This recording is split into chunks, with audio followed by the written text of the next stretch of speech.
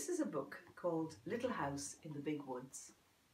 This is the book I had as a little girl that my mum bought for me and that I loved and that I read. And this is Pepe, by the way, on my lap, who's very keen to get out and play with our grown-up son, who I also read this book to. And you can see all of the books there are of the same series. These are all true stories. They're written by a lady called Laura Ingalls WIlder, and it's about her life about 100 years ago, growing up in America, from when she was about 7 years old, right until she was grown up and became a mum herself. So this is the first book in the series. It's called Little House in the Big Woods. Good boy, Peps. And there are 13 chapters, and I'm just going to read you chapter 1 today, see if you like it.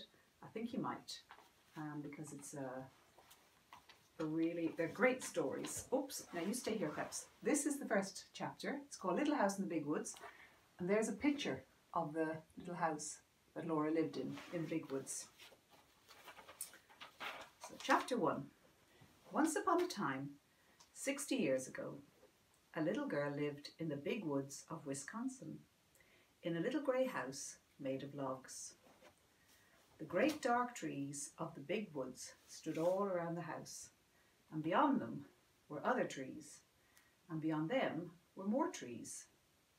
As far as a man could go to the north in a day, or a week, or a whole month, there was nothing but woods. There were no houses, there were no roads, there were no people. There were only trees and the wild animals who had their homes among them. Wolves lived in the big woods, and bears and huge wild cats. Muskrats and mink and otter lived by the streams. Foxes had dens in the hills, and deer roamed everywhere. To the east of the little log house and to the west there were miles upon miles of trees, and only a few little log houses scattered far apart in the edge of the big woods. So far as the little girl could see, there was only the one little house where she lived with her father and mother, her sister Mary and her baby sister Carrie. A wagon track ran before the house, turning and twisting out of sight in the woods where the animals lived, but the little girl did not know where it went, nor what might be at the end of it. The little girl was named Laura, and she called her father Pa and her mother Ma. In those days and in that place, children did not say father and mother, nor mama and papa, as they do now. At night, when Laura lay awake in the trundle bed, she listened, and could not hear anything at all but the sound of the trees whispering together. Sometimes, far away in the night, a wolf howled, and then he came nearer and howled again. It was a scary sound. Laura knew that wolves would eat little girls, but she was safe inside the solid log walls. Her father's gun hung over the door, and good old Jack, the brindle bulldog, lay on guard before it. Her father would say, "Go to sleep, Laura. Jack won't let the wolves in."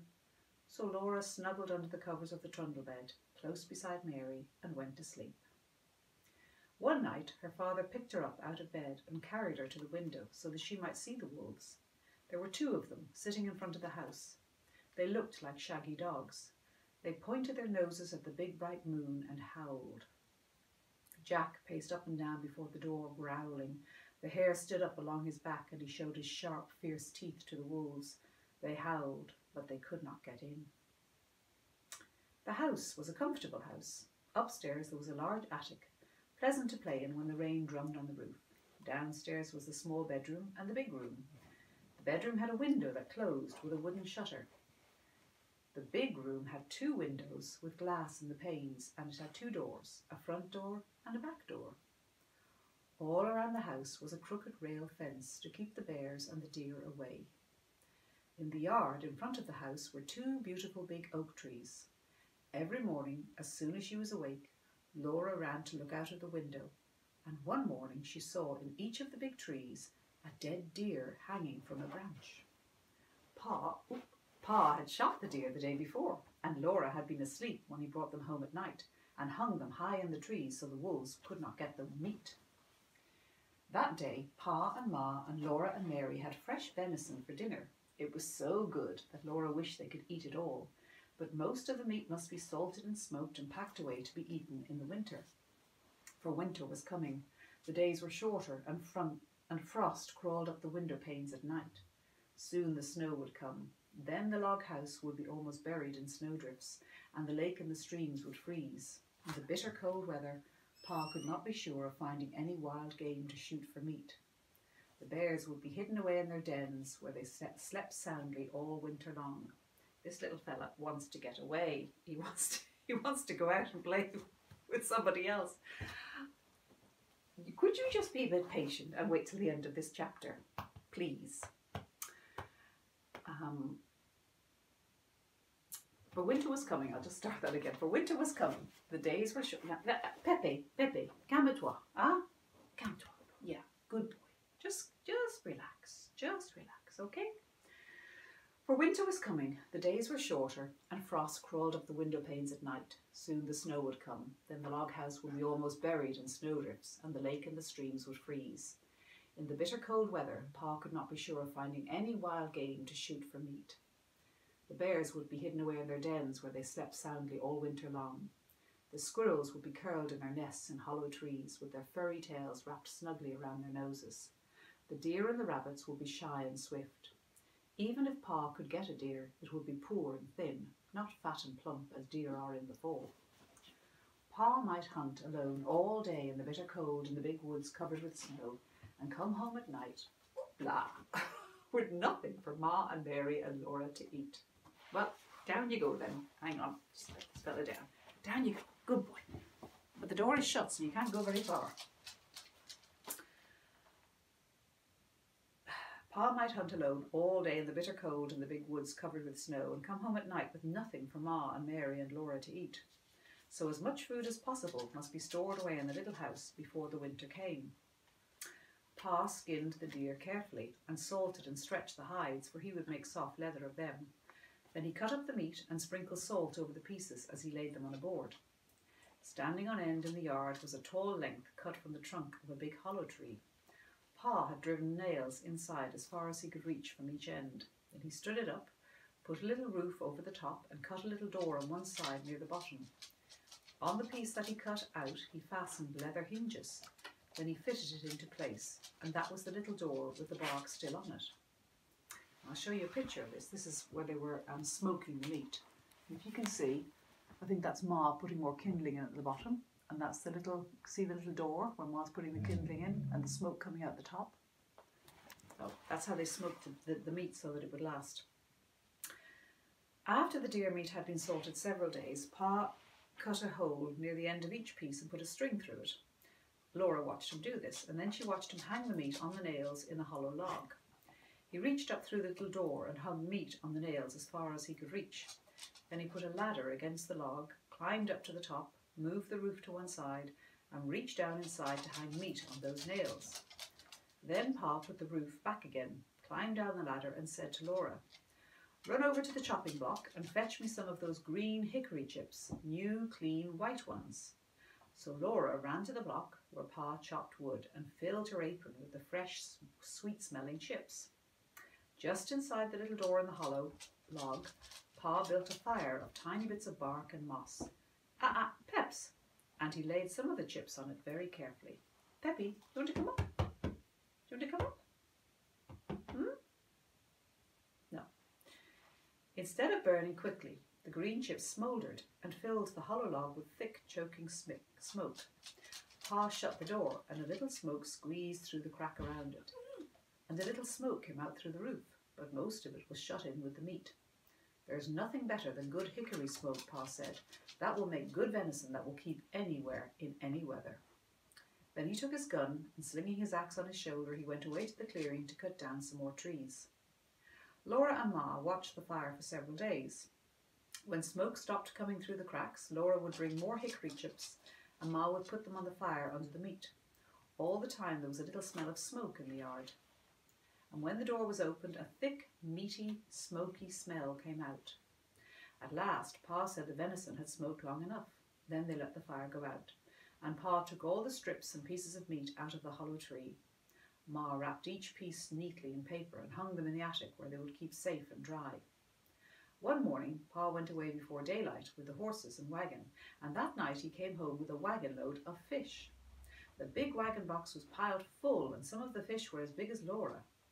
Pa had gone to Lake Pepin and caught them all with a net. Ma cut large slices of flaky white fish without one bone for Laura and Mary. They all feasted on the good fresh fish. All they did not eat fresh was salted down in barrels for the winter. Pa owned a pig. It ran wild in the big woods, living on acorns and nuts and roots. Now he caught it and put it in a pen made of logs to fatten. He would butcher it as soon as the weather was cold enough to keep the pork frozen. Once in the middle of the night, Laura woke up and heard the pig squealing. Pa jumped out of bed, snatched his gun from the wall and ran outside. Then Laura heard the gun go off, once, twice. When Pa came back, he told them what had happened. He'd seen a big black bear standing beside the pig pen. The bear was reaching into the pen to grab the pig, and the pig was running and squealing. Pa saw this in the starlight, and he fired quickly, but the light was dim, and in his haste he missed the bear. The bear ran away into the woods and not hurt at all. Laura was sorry Pa did not get the bear. She liked bear meat so much. Pa was sorry too, but he said, "Anyway, I saved the bacon." You want to come up? You want to come up? Come on. You want to come up here? Mr. Peps? You want to come up? Yeah? No? No. The garden behind the little house had been growing all summer. It was so near the house. Ah, you are. Oops. Hang on. Here we are. Come here. Opla. Ola. Op. There he is. Back again. Yes, I know you don't really want to be here, but anyway. When we finish reading, I'll take him outside. The garden behind the little house had been growing all summer. It was so near the house that the deer did not jump the fence and eat the vegetables in the daytime, and at night Jack kept them away. Sometimes in the morning there were little hoof prints among the carrots and the cabbages. The Jack's tracks were there too, and the deer had jumped right out again. Now the potatoes and carrots, the beets and turnips and cabbages were gathered and stored in the cellar, for freezing nights had come. Onions were made into long ropes, braided together by their tops, and then were hung in the attic beside wreaths of red peppers strung on threads. The pumpkins and the squashes were piled in orange and yellow and green heaps in the attic's corners. The barrels of salted fish were in the pantry, and yellow cheeses were stacked on the pantry shelves. Then one day Uncle Henry came riding out of the big woods. He had come to help Pa butcher. Ma's big butcher knife was already sharpened, and Uncle Henry had brought Aunt Polly's butcher knife. Near the pig pen, Pa and Uncle Henry built a bonfire and heated a great kettle of water over it. When the water was boiling, they went to kill the hog. Then Laura ran and hid her head on the bed and stopped her ears with her fingers so she could not hear the hog squeal. "It doesn't hurt him, Laura," Pa said. "We do it so quickly." But she did not want to hear him squeal. In a minute, she took one finger cautiously out of an ear and listened. The hog had stopped squealing. After that, butchering time was great fun. It was such a busy day with so much to see and do. Uncle Henry and Pa were jolly, and there would be spare ribs for dinner, and Pa had promised Laura and Mary the bladder and the pig's tail. As soon as the hog was dead, Pa and Uncle Henry lifted it up and down in the boiling water till it was well scalded. Then they laid it on a board and scraped it with their knives, and all the bristles came off. After that, they hung the hog in a tree, took out the insides and left it hanging to cool. When it was cool, they took it down and cut it up. There were hams and shoulders, side meat and spare ribs and belly. There was the heart and the liver and the tongue, and the head to be made into head cheese, and the dishpan full of bits to be made into sausage. The meat was laid on a board on the back door shed, and every piece was sprinkled with salt. The hams and the shoulders were put to pickle in brine, for they would be smoked like the venison in the hollow log. "You can't beat hickory-cured ham," Pa said. He was blowing up the bladder. It was a little white balloon, and he tied the end tight with a string and gave it to Mary and Laura to play with. They could throw it into the air and pat it back and forth with their hands, or even bounce along the ground, and they could kick it. But even better fun than a balloon was the pig's tail. Pa skinned it for them carefully, and into the large end he thrust a sharpened stick. Ma opened the front of the cook stove and raked hot coals out into the iron hearth. Then Laura and Mary took turns holding the pig's tail over the coals. It sizzled and fried, and drops of fat dripped off it and blazed on the coals. Ma sprinkled it with salt. Their hands and their faces got very hot, and Laura burned her finger, but she was so excited she did not care. Roasting the pig's tail was such fun that it was hard to play fair, taking turns. At last it was done. It was nicely browned all over, and how good it smelled. They carried it into the yard to cool it, and even before it was cool enough they began tasting it and burning their tongues. They ate every little bit of meat off the bones, and then they gave the bones to Jack, and that was the end of the pig's tail. There would not be another one until next year. Uncle Henry went home after dinner, and Pa went away to his work in the big woods, but for Laura and Mary and Ma, butchering time had only begun. There was a great deal for Ma to do, and Laura and Mary helped her. All that day and the next, Ma was trying out the lard in big iron pots on the cook stove. Laura and Mary carried wood and watched the fire. It must be hot, but not too hot, or the lard would burn. The big pots simmered and boiled, but they must not smoke. From time to time, Ma skimmed out the brown cracklings. She put them in a cloth and squeezed out every bit of the lard, and then she put the cracklings away. She would use them to flavour Johnny cake later. Oh, there he goes. She would use them to flavour Johnny cake later. Cracklings were very good to eat, but Laura and Mary could only have a taste. They were too rich for little girls, Ma said. Ma scraped and cleaned the head carefully, and then she boiled it till all the meat fell off the bones. She chopped the meat fine with her chopping knife in the wooden bowl. She seasoned it with pepper and salt and spices. Then she mixed the pot liquor with it and set it away in a pan to cool. When it was cool, it would cut into slices, and that was head cheese. The little pieces of meat, lean and fat, that had been cut off the large pieces, Ma chopped and chopped until it was all chopped fine. She seasoned it with salt and pepper, and with dried sage leaves from the garden. Then with her hands she tossed and turned it until it was well mixed, and she moulded it into balls. She put the balls in a pan out in the shed where they would freeze and be good to eat all winter, and that was the sausage. When butchering time was over, there were the sausages and the head cheese, the big jars of lard, and the keg of white salt pork out in the shed, and in the attic hung the smoked hams and shoulders. The little house was fairly bursting with good food stored away for the long winter. The pantry and the shed and the cellar were full, and so was the attic. Laura and Mary must play in the house now, for it was cold outdoors, and the brown leaves were all falling from the trees. The fire in the cook stove never went out. At night, Pa banked it with ashes to keep the coals alive till morning. The attic was a lovely place to play. The large round coloured pumpkins made beautiful chairs and tables. The red peppers and the onion dangled overhead. The hams and the venison hung in their paper wrappings, and all the bunches of dried herbs, the spicy herbs for cooking and the bitter herbs for medicine, gave the place a dusty, spicy smell. Often the wind howled outside with a cold and lonesome sound, but in the attic Laura and Mary played house with the squashes and the pumpkins, and everything was snug and cosy. Mary was bigger than Laura, and she had a rag doll named Nettie. Laura had only a corn cob wrapped in a handkerchief, but it was a good doll.